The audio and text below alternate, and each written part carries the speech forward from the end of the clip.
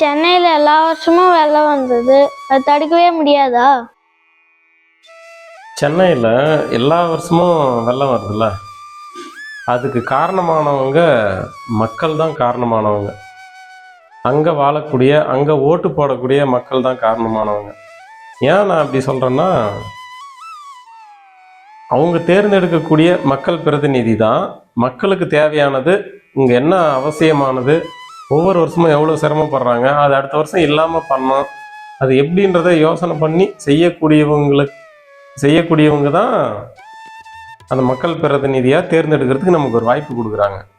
அவங்கள நம்ம சரியான நபராக பார்த்து தேர்ந்தெடுத்தோம்னா அந்த மாதிரியான பிரச்சனைகளுக்கு தீர்வு வரும். அப்படி இல்லாமல் ஏதாவது ஒரு பொய்யை சொல்லி மக்கள்கிட்டேருந்து ஓட்டை வாங்கி ஏதாவது ஒரு திட்டத்துக்கு பேர் மட்டும் விதவிதமாக அறிவிச்சுட்டு அந்த பேரை மட்டும் அங்கே கொண்டு போய் ஒரு விளம்பரப்படுத்திட்டு அதுக்கு உண்டான தொகை இருக்குதுல்ல, ஒரு திட்டத்தை செயல்படுத்துறதுக்கான பணம், அந்த பணத்தெல்லாம் இவங்களோட சொந்த வாழ்க்கைக்காக பயன்படுத்தி சுயநலத்துக்காக வாழ்கிறவங்கள தேர்ந்தெடுக்கிற மக்கள் இருக்கிற வரைக்கும் அவங்களுக்கு அந்த பிரச்சனை இருந்துகிட்டே தான் இருக்கும்.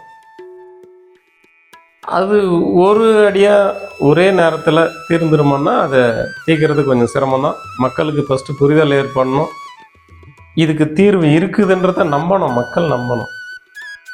மக்களை எப்படி நம்ப வச்சுருக்காங்கன்னா, இதோட உச்சபட்ச தீர்வு இவ்வளோதான், அந்த தீர்வை தாண்டி நமக்கு நிம்மதியான வாழ்க்கை, அது மழை வரட்டும் இல்லை வெயில் வரட்டும், அப்போ நம்ம நிம்மதியாக வாழக்கூடிய ஒரு வாழ்க்கை இருக்குதுல்ல, அது என்னன்றதே தெரியாத அளவுக்கு அங்கே இருக்கிற மக்களை அப்படியே பக்குவப்படுத்தி கொண்டு வந்துட்டாங்க இந்த அரசியல்வாதிங்க. ஒரு 60 வருஷம் அரசியலில் அப்படி தான் கொண்டு போயிருக்காங்க.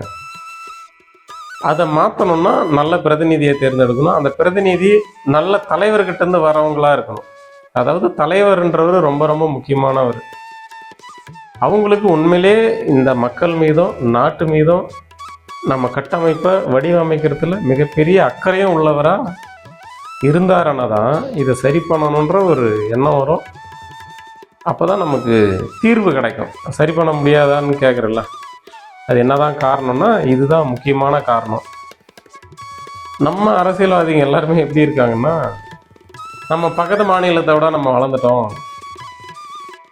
இந்தியாவில் இருக்கக்கூடிய மற்ற மாநிலத்தெல்லாம் கம்பேர் பண்ணி நம்ம இதை விட சிறப்பாக வளர்ந்துட்டோம் அப்படின்ற ஒரு மாயைக்குள்ளே நம்மளை ஒரு அடைச்சி வைக்கிறதுக்கு முயற்சி பண்ணுறாங்க. அதை நம்ம மக்களும் அதுக்கு பழக்கப்படுத்திட்டோம். ஆனால் காமராஜர் ஐயா போட்ட அடித்தளத்திலிருந்து நம்ம வளர்ந்துருக்க வேண்டிய தூரம் இது மட்டும் கிடையாது. இதை தாண்டி இந்நேரம் நம்ம ஏற்கனவே ஒரு முறை சொல்லியிருந்தோம் பாரு, சிங்கப்பூரை பாரு, பிரான்ஸை பாரு, ஜெர்மனை பாருன்னு சொல்கிறோம்ல, அந்த அளவுக்கு நம்ம மற்ற மாநிலங்களோடு ஒப்பிடும்போது விரைவாக வளர்ந்துருக்கணும். அப்படி ஒரு தலைவர் அந்த காமராஜர் ஐயா அப்போ கிடச்சிருந்தார்.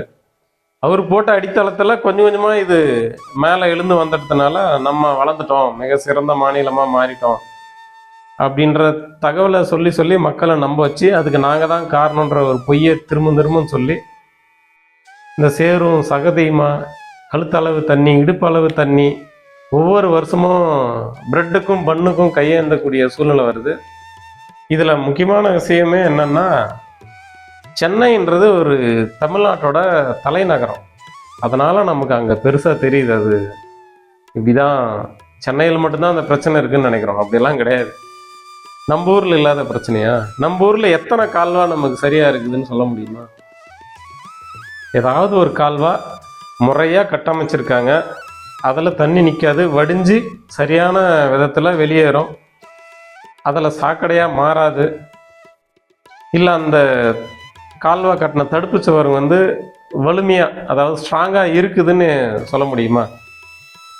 அரசாங்கம் எந்த மாதிரியான அரசாங்கம் எவ்வளோ ஒரு மோசமான சூழ்நிலையில் ஒவ்வொரு விஷயத்தையும் செய்கிறாங்கன்றது ஒரு சின்ன உதாரணம் தான். அதாவது சாக்கடைக்கான கால்வா கட்டுவாங்க, அதை மூடி போடணுமா போடக்கூடாதா? போடணும் தானே. ஆனால் கால்வா மட்டும்தான் போடுவாங்களாம், அதுக்கு மூடியை மக்களே போட்டுக்கணும். இவ்வளோவுக்கும் அந்த கால்வாயை ஒட்டி அடுத்தடுத்து வீடு இருக்குது, அந்த வீட்டுக்கு கிராஸ் பண்ணி போகணும், அந்த கால்வாயை தாண்டி தான் உள்ளே போகணும், வீட்டுக்குள்ளே போகணும். அந்த மாதிரியான சூழ்நிலையில் இருக்கிற கால்வாய்க்கு கூட மேலே மூடி போட மாட்டாங்களாம். மக்களாக அவங்கவுங்க ஒரு விஷயத்தை மூடி சும்மா ஒரு டெம்பரரி ஒரு கல் எடுத்து போட்டு வச்சு இந்த கடப்பாக்கல்லுன்னு சொல்லலாம், அந்த மட்டும் பிரச்சனையாக இருக்குதுல்ல, அந்த பிரச்சனைகளுக்கு தீர்வு காண முடியும். அப்படி இல்லைன்னா ரொம்ப சிரமம்தான். இன்னும் 10 வருஷம் ஆனாலே நம்ம இதே சாக்கடை, இதே மழைநீர், இதே வெள்ளம், அதே காலங்கள் திரும்ப திரும்ப வந்துட்டே இருக்கும். நம்ம அப்படியே போயிட்டே இருக்கோம். நாட்டுக்காக நல்லது பண்ணலாம்னா கெடுதல் பண்றாங்களா? நாட்டுக்காக நல்லது பண்ணாமல் கெடுதல் பண்ணுறாங்களான்னா அதை நம்ம அப்படி சொல்கிறதுக்கோ இல்லை எடுத்துக்கிறதுக்கோ வாய்ப்பு இல்லை. ஏன்னா மக்கள் ஒரு பிரதிநிதியை எங்களுக்கு இவர் நல்லது பண்ணுவார் அப்படின்னு சொல்லி தேர்ந்தெடுக்கும்போது அவங்க கெடுதல் பண்ணுறாங்கன்னு நம்ம சொல்ல முடியாது. ஏன்னா மக்கள் விரும்பி தான் அவங்கள தேர்ந்தெடுக்கிறாங்க. இந்த மக்கள் ஏமாற்றம் அடைகிறாங்களா ஏமாற்றம் அடையலையான்றது அது அவங்கவுங்களோட கையில் தான் இருக்குது. இந்த கால சூழ்நிலை, இந்த பிரச்சனைகள் வரும்போது மக்கள் ஏமாந்ததாக ஃபீல் பண்ணுவாங்க. தேர்தல் வரும்போது அவங்களுக்கு உண்டானது ஏதோ அந்த ஓட்டுக்கு உண்டானது ஏதோ ஒரு பரிசுகள் கிடைக்கும்போது இவங்க சரியானவங்கன்னு தேர்ந்தெடுத்துடுறாங்களோன்ற மாதிரியான ஒரு எண்ணம் வருது, சந்தேகம் வருது. மற்றபடி அவங்க எப்பவுமே அவங்களோட கண்ணோட்டத்திலையும் அவங்களோட சிந்தனையிலையும் அவங்க அதுக்காக தான் வராங்க. ஒரு ஓட்டுக்காக பரிசு பொருள்கள் கொடுத்து அந்த ஓட்டை வாங்கி ஜெயிக்கக்கூடியவங்க திரும்ப எப்படி நாட்டுக்காகவோ அந்த மக்களுக்காகவோ சரியானதை செய்வாங்க.